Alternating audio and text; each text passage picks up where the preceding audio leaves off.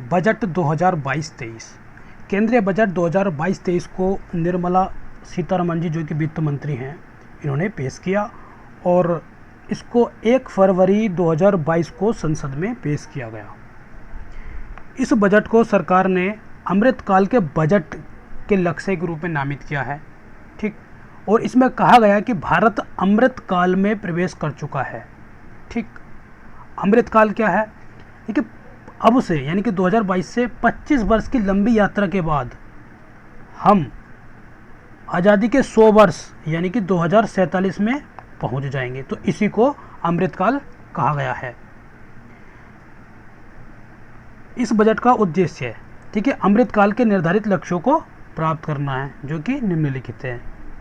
सूक्ष्म आर्थिक स्तर समग्र कल्याण पर जोर देते हुए व्यापक आर्थिक विकास में सहायता करना, डिजिटल अर्थव्यवस्था एवं फिनटेक यानी कि फाइनेंशियल टेक्नोलॉजी, ठीक है, प्रौद्योगिकी समर्थित विकास, ऊर्जा परिवर्तन, जलवायु कार्य योजना को बढ़ावा देना, ठीक, सार्वजनिक पूंजी निवेश की सहायता से निजी निवेश को प्रोत्साहन देना। तो ये इसके निर्धारित लक्ष्य हैं जिनको प्राप्त करना है। वित्तीय वर्ष 2022-23 में भारत की आर्थिक विकास दर का अनुमान लगाया गया है 9.2%, यानी कि इतनी रहने का अनुमान है 2022-23 में 9.2%। तो आंकड़े जैसे हैं वैसे ही याद करने हैं, ठीक है। आगे देख लेते हैं कुल बजट कितना है। देखिए 39,000, देखिए दोबारा देखते हैं, 39,44,909 करोड़ का बजट है, यानी कि 39.45 लाख करोड़ भी से कह सकते हैं, ठीक। बजट में क्या होता है? बजट में होता है एक तरफ प्राप्तियां होती हैं और एक तरफ होता है खर्च। तो प्राप्तियां कितनी हैं? इतनी जितने का बजट है, यानी कि 39,44,909 करोड़ का ये कुल प्राप्तियां होनी है। और जो खर्च होना है, खर्च भी इतना होना है, ठीक है। जितनी प्राप्ति होएगी उतना ही खर्च होगा। तो बजट घाटा कितना हुआ? 0 हो गया, क्योंकि जितना आना है उतना ही खर्च करना है। तो बजट घाटा कुछ नहीं, यानी कि शून्य। बजट घाटा क्या होता है? कुल प्राप्तियां माइनस के कुल खर्च, ठीक है, जो कि बराबर है। तो ये क्या हो गया? शून्य हो गया, ठीक। इसके कुछ आंकड़े देख लेते हैं हम, ठीक है। राजकोषीय घाटा का जो 2022-23 का बजट अनुमान है वो कितना है? इसमें कहा गया है कि राजकोषीय घाटा जीडीपी का 6.4% रहने की उम्मीद है। और कितना हो जाएगा? ये हो जाएगा कुल 16,61,196 करोड़, ठीक है। राजस्व घाटा जीडीपी का 3.8%, कुल 9,90,241 करोड़। बस हमें इतना याद करना है कि राजकोषीय घाटा 6.4%, राजस्व घाटा 3.8% और प्रभावी राजस्व घाटा 2.6% जीडीपी का, और प्राथमिक घाटा जीडीपी का 2.8% रहने की अनुमान है, ठीक है। देखिए वित्त आयोग जो हमारा इस टाइम चल रहा है, 15वां वित्त आयोग, तो 15वें वित्त आयोग ने कहा है कि 2022-23 में राजकोषीय घाटा, ये जो राजकोषीय घाटा हमारा 6.4, ठीक है, राजकोषीय घाटा जो राज्य अपने जीएसडीपी का 4% तक राजकोषीय घाटा कर सकते हैं।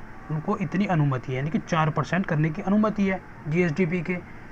और इस 4% में 0.5% जो है वित्तीय क्षेत्र सुधार से संबंधित होना चाहिए,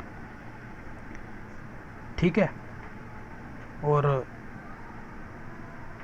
सरकार ने 2025-26 तक राजकोषीय घाटा जीडीपी का 4.5% करने का लक्ष्य निर्धारित किया है कि हम 4.5% ले आएंगे 2025-26 तक राजकोषीय घाटे को। रुपया कहाँ से आता है? खर्च करने के लिए, ठीक है, और कहाँ को जाता है, यानी कि किन क्षेत्रों में हम खर्च करते हैं। तो उधार और अन्य देयताएं, वहाँ से आता है 35%, यानी कि भारत सरकार ने जो उधार दे रखा है वो वापस आएगा भी, तो ये वही है। तो 35% पैसा वहाँ से आता है। जीएसटी जीएसटी से 16% आता है। कुल बजट का 16% पैसा जो आता है वो जीएसटी से आता है। कॉरपोरेट टैक्स, निगम कर, कॉरपोरेशन टैक्स, इससे 15%, आयकर यानी कि इनकम टैक्स से 15% और केंद्रीय उत्पाद शुल्क से 7% पैसा आता है। तो सबसे ज़्यादा कहाँ से आता है उसका ध्यान रखना है। उधार और अन्य देयताओं से आता है 35% पैसा। रुपया कहाँ जाता है, तो 2022-23 का जो बजट है उसके जो सबसे ज़्यादा मदे हैं वो कहाँ खर्च होता है, ब्याज अदायगी में। यानी कि भारत अपने बजट का सबसे ज़्यादा पैसा ब्याज अदायगी में खर्च करता है। इसका क्या मतलब हुआ कि भारत ने जो भी पैसा ब्याज पे ले रखा है, लोन के रूप में ले रखा है भारत सरकार ने, तो जब लोन ले रखा है तो उसका पैसा भी, उसका ब्याज देना पड़ेगा। तो जो बजट है उसका 20% पैसा ब्याज अदायगी के रूप में देना पड़ता है। करों और शुल्कों में राज्यों का हिस्सा, जो भारत सरकार ने जो टैक्स कलेक्शन किया तो उसमें राज्यों का भी कुछ हिस्सा होगा, ठीक है। तो बजट का 17% हिस्सा वो राज्यों को देना पड़ता है करों और शुल्कों का। केंद्रीय क्षेत्र की योजनाएं, भारत सरकार कई योजनाएं चलाती है। केंद्रीय क्षेत्र की जो योजनाएं होती हैं उनमें खर्च होता है 15% पैसा। वित्त आयोग और अन्य अंतरण 10% है और केंद्र प्रायोजित परियोजनाएं 9%, ठीक है। तो योजनाएं जो चलाती है सरकार दो होती है, केंद्रीय क्षेत्र की योजनाएं जिसमें कि 100% पैसा केंद्र सरकार का लगा होता है, केंद्र प्रायोजित परियोजनाएं जिसमें कि कुछ हिस्सा जैसे कि 60-40 यानी कि 60% सरकार, केंद्र सरकार का, 40% राज्य सरकार का, यानी कि कुछ हिस्सा केंद्र को देना पड़ता है, कुछ राज्य सरकार को देना पड़ता है। तो इसमें क्या कह रहे हैं कि केंद्रीय क्षेत्र की योजनाओं में 15% और केंद्र प्रायोजित योजनाओं में 9% पैसा खर्च होता है, ठीक है। आगे देखते हैं PLI स्कीम। PLI स्कीम क्या है, प्रोडक्शन लिंक्ड इंसेंटिव स्कीम। ये 14 सेक्टरों में लाई गई थी, ठीक है। 2022-23 में इसमें 5G को भी शामिल करने पर जोर दिया जा रहा है और अगर ये शामिल कर लिया जाता है तो ये 15वां सेक्टर होगा 5G, ठीक है। और PLI स्कीम के तहत बजट 2022-23 में जो high efficiency solar PV modules हैं उन पर 19,500 करोड़ रुपए आवंटित किए जा रहे हैं, ठीक है। जो 14 सेक्टर हैं उसमें से एक है high efficiency solar PV modules, उस पर 19,500 रुपये आवंटित किए जा रहे हैं, ठीक। अब एक भारत ने कुछ घोषणाएं कर रखी हैं, उनको हम देख लेते हैं। देखिए, भारत 2030 तक 280 गीगावाट ऊर्जा का लक्ष्य प्राप्त करेगा, ठीक है। COP26 यानी कि कॉन्फ्रेंस ऑफ पार्टीज का जो 26वां सत्र था उसके आयोजन में प्रधानमंत्री जी ने कहा कि 2030 तक 500 गीगावाट अक्षय ऊर्जा प्राप्त करने का लक्ष्य रखा है, जिसमें कि 280 गीगावाट जो है वो सौर ऊर्जा से प्राप्त करने का लक्ष्य है, ठीक है। सरकार द्वारा कहा गया है कि 14 सेक्टर में 60 लाख नई नौकरियां सृजित करेंगे, ठीक है। इतना लक्ष्य रखा गया है, ठीक। और अमृतकाल की जो बात चल रही है, ठीक है। सरकार ने कहा कि अगले 25 साल यानी कि 2047 तक, 2022 से 2047 तक अगले 25 साल में भारत 800 के अमृतकाल में प्रवेश करते हुए यानी कि प्रवेश करेगा। तो इसके लिए 4 प्राथमिकताएं निर्धारित की गई हैं इस बजट में, ठीक है। तो ये ध्यान रखना, कितनी प्राथमिकताएं, 4 प्राथमिकताएं। कौन कौन सी हैं जरूर याद करना पड़ेगा क्योंकि ऐसा ऑप्शन में आ सकता है प्रश्न में। PM गति शक्ति, समावेशी विकास, निवेशों का वित्त पोषण और उत्पादकता में वृद्धि एवं निवेश, उदीयमान अवसर, ऊर्जा परिवर्तन और जलवायु कार्य योजना, ठीक है। ये 4 प्राथमिकताएं सरकार ने इस बजट में शामिल की हैं, निर्धारित की हैं, ठीक है। आगे देखते हैं PM गति शक्ति। देखिए, इसमें केंद्रीय बजट का प्रमुख बिंदु रहा है हमारा PM गति शक्ति, ठीक। PM गति शक्ति को संचालित करने के लिए सरकार ने 7 इंजन या कारकों को निर्धारित किया। ये कौन कौन से हैं, सड़क, रेलवे, एयरपोर्ट, पत्तन, माल परिवहन, जलमार्ग, लॉजिस्टिक अवसंरचना, ठीक। सरकार के अनुसार ये 7 इंजन मिल करके अर्थव्यवस्था को आगे लेकर के जाएंगे। ठीक है, तो पीएम गति शक्ति का जो संचालन किया जाएगा उसमें ये 7 कारक हैं। ठीक है, पीएम गति शक्ति राष्ट्रीय मास्टर प्लान के तहत महत्वपूर्ण जो घोषणाएं की गई हैं वो हैं सड़क परिवहन के क्षेत्र में। वो क्या है कि 2022-23 में 25,000 किलोमीटर नेशनल हाईवे का निर्माण किया जाएगा। ठीक है, 2022-23 में पीपीपी मोड यानी कि पब्लिक प्राइवेट पार्टनरशिप मोड में 4 स्थानों पर मल्टी मॉडल लॉजिस्टिक्स पार्क्स आरंभ किए जाएंगे। ठीक है, अब बात करते हैं हम रेलवे की। रेलवे क्या घोषणा है? देखिए, एक स्टेशन एक उत्पाद की अवधारणा रेलवे में लाई जाएगी। ठीक, आत्मनिर्भर भारत के अंतर्गत वित्तीय वर्ष 2022-23 में 2000 किलोमीटर रेलवे नेटवर्क को कवच सुरक्षा प्रणाली से जोड़ा जाएगा। ध्यान रखना, कितने किलोमीटर रेलवे नेटवर्क को? 2000 रेलवे नेटवर्क को, 2000 किलोमीटर रेलवे नेटवर्क को। ठीक है, अगले 3 साल में 400 नए वंदे भारत ट्रेन बनाई जाएंगी। अगले 3 साल में 100 पीएम गति शक्ति कार्गो टर्मिनल्स तैयार किए जाएंगे और ऐसा पहला मार्च 2022 में स्थापित किया गया है, शुरू किया गया है। भारत का पहला है ये पीएम गति शक्ति कार्गो टर्मिनल आसनसोल डिवीजन में थापर नगर स्टेशन पर, झारखंड में। ठीक है, पर्वतमाला देखते हैं। पर्वतमाला राष्ट्रीय रोपवे विकास कार्यक्रम, ये एक योजना लॉन्च की गई है। रोपवे अब सार्वजनिक परिवहन के रूप में प्रयोग होगा। इसको पर्वतमाला परियोजना में शामिल किया गया है और यह अब सड़क परिवहन राजमार्ग मंत्रालय के अंतर्गत आ जाएगा। और रोपवे यानी कि जो रस्से पर लिफ्ट वगैरह चलती हैं वो वाला रोपवे। दुर्गम पहाड़ी क्षेत्रों में परंपरागत सड़कों के विकल्प के रूप में पीपीपी मोड पर एक राष्ट्रीय रोपवे विकास कार्यक्रम चलाया जाएगा और 2022-23 में 8 रोपवे परियोजनाओं की शुरुआत की जाएगी जिसकी कुल लंबाई होगी 60 किलोमीटर। ठीक है, सरकार ने राज्यों को 1 लाख करोड़ रुपया ब्याज मुक्त लोन प्रदान करेगी। अगले 50 साल में ये देगी और जिसे राज्य अपने अपने इंफ्रास्ट्रक्चर में लगाएंगे। कृषि की हम बात करें तो 2023 को अंतर्राष्ट्रीय मोटा अनाज वर्ष घोषित किया गया है। ठीक, आगे देखते हैं हम। गंगा नदी के दोनों तरफ 5 किलोमीटर में किसानों को रसायन मुक्त प्राकृतिक खेती करने को बढ़ावा दिया जाएगा। खेतों में कीटनाशकों का छिड़काव करने और पोषक तत्वों के लिए किसान ड्रोन्स के उपयोग को बढ़ावा दिया जाएगा। ठीक है, बजट 2022-23 में 5 नदी लिंक परियोजनाओं को जोड़े जाने की घोषणा की गई है। ये कौन कौन सी है? 5: दमन गंगा पिंजाल, पार तापी नर्मदा, गोदावरी कृष्णा, कृष्णा पेन्नार, पेन्नार कावेरी। ठीक है, आगे देखते हैं। वित्तीय वर्ष 2022-23 यानी कि जो बजट प्रस्तुत किया गया है 2022-23 का, इसमें सबसे ज़्यादा सब्सिडी इन 3 क्षेत्रों को प्रदान की गई है। टॉप 3 है सब्सिडी के मामले में। तो सबसे ज़्यादा सब्सिडी किसे दी जाती है? फूड सब्सिडी यानी कि खाद्य सब्सिडी दी जाती है 2,06,831 करोड़। उसके बाद आता है नंबर फर्टिलाइजर सब्सिडी का यानी कि उर्वरक सब्सिडी का 1,05,222 करोड़ की। और तीसरे नंबर पर आती है पेट्रोलियम सब्सिडी 5,813 करोड़ रुपए की। ठीक है, तो ध्यान रखना, इसका भी पूछा जा सकता है। ठीक, शिक्षा, बात करते हैं हम शिक्षा की। तो शिक्षा के बारे में क्या चर्चा की गई है बजट में?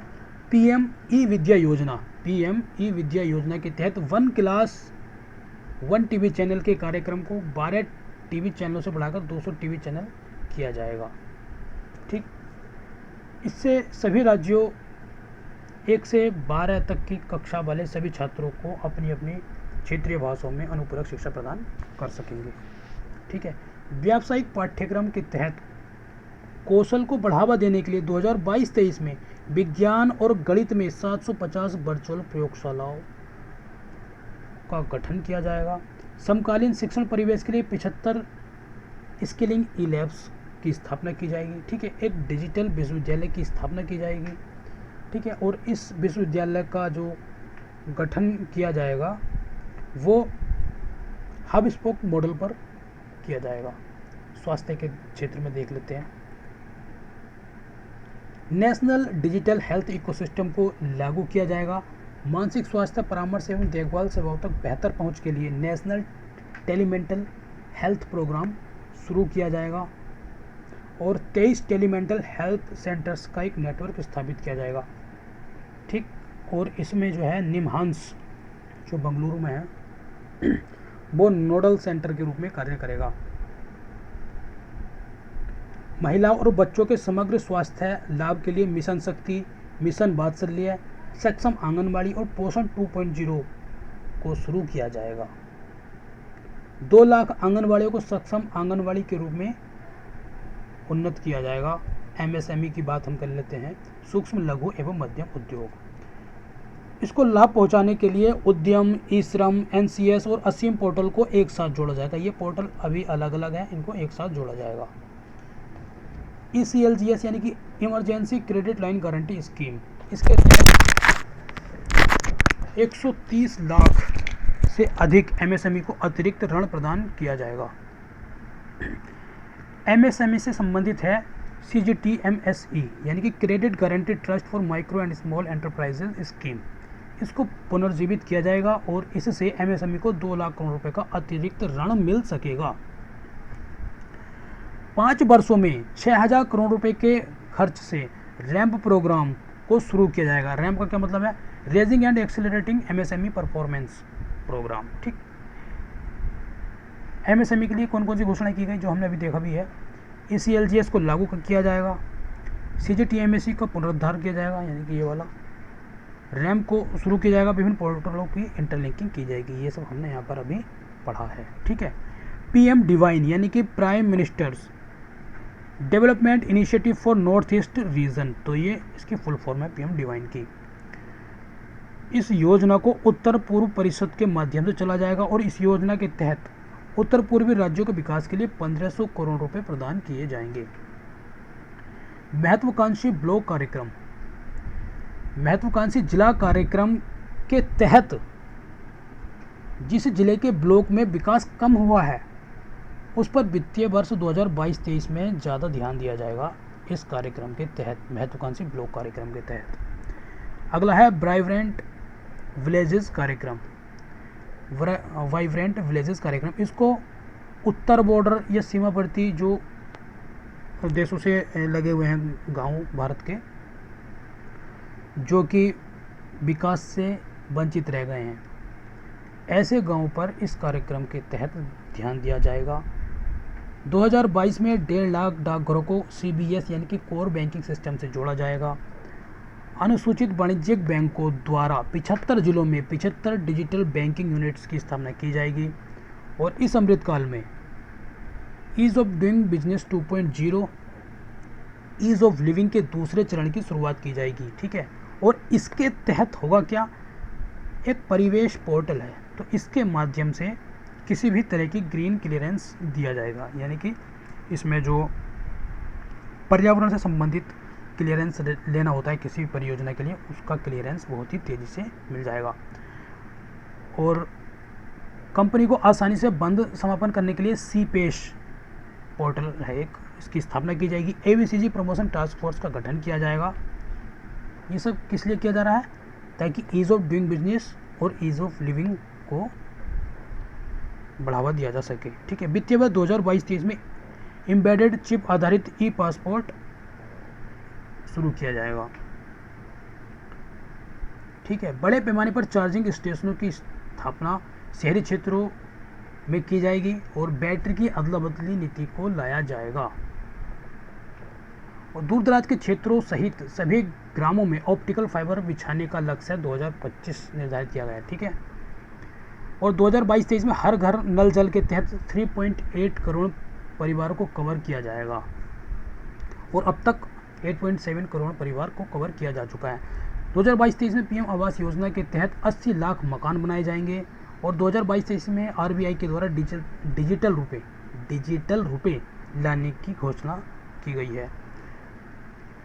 विद्युत संयंत्र में 5 से 7% हिस्सा जो है बायोमास के रूप में जलाया जाएगा, जिससे कि 38 MMT कार्बन डाइऑक्साइड की बचत होगी प्रति वर्ष। ठीक है, उद्योगों के लिए कोल गैसिफिकेशन तथा कोयले को रसायन में परिवर्तित करने के लिए 4 प्राइवेट परियोजनाएं स्थापित की जाएंगी और वित्त वर्ष 2022-23 में हरित अवसंरचना के लिए संसाधनों को जुटाने के लिए सोवरेन ग्रीन बॉन्ड जारी किए जाएंगे। ठीक है। वर्ष 2022-23 में सहकारी समितियों और कंपनियों दोनों में समानता लाने के लिए टैक्स की दर को घटा दिया गया है। तो जो 18.5% टैक्स लगता है सहकारी समितियों पर, वो घटाकर 15% कर दिया गया है। नागरिकों को कौशल प्रदान करने के साथ साथ आजीविका हेतु देश स्टॉक ई पोर्टल यानी कि digital ecosystem for skilling livelihood portal का निर्माण किया जाएगा। इसका उद्देश्य है कि नागरिकों को सशक्त बनाना ताकि वे ऑनलाइन ट्रेनिंग के माध्यम से अपनी कुशलता का विकास कर सकें। अंतर्राष्ट्रीय मध्यस्थता केंद्र स्थापित किया जाएगा। वर्चुअल डिजिटल परिसंपत्ति से हुई आय पर 30% की दर से टैक्स लगाया जाएगा। ठीक है। काटे एवं तराशे हुए हीरे एवं रत्न पत्थरों पर सीमा शुल्क को कम करके 5% कर दिया गया है। सरकारी समितियों पर सरचार्ज अधिभार की दर को 12% घटाकर कर दिया गया है 7%। और यहाँ पर हम देखेंगे बजट 2022-23 के तहत विभिन्न परियोजनाओं पर होने वाले खर्च। सबसे ज़्यादा खर्च किया गया है मनरेगा स्कीम पर। ठीक है। उसके बाद पीएम किसान पर खर्च किया गया है 68,000। ठीक है। मनरेगा पर 73,000 करोड़, पीएम किसान योजना पर 68,000 करोड़ और जल जीवन मिशन पर 60,000 करोड़ रुपये खर्च किए गए हैं। ठीक है। तो यहाँ पर प्रश्न बन सकता है। बजट 2022-23 के तहत विभिन्न मंत्रालयों पर खर्च। ये तो था यहाँ पर किस योजना पर सबसे ज़्यादा खर्च किया गया, और यहाँ पर किस मंत्रालय पर सबसे ज़्यादा खर्च किया गया। तो रक्षा मंत्रालय पर सबसे ज़्यादा खर्च किया गया 5,25,166 करोड़। दूसरे नंबर पर आता है उपभोक्ता मामले, खाद्य और सार्वजनिक वितरण मंत्रालय 2,17,684 करोड़। तीसरे नंबर पर आता है सड़क परिवहन और राजमार्ग मंत्रालय 1,99,108 करोड़ रुपए इस पर खर्च हुए हैं। ठीक है। ये हमारा बजट समाप्त हुआ।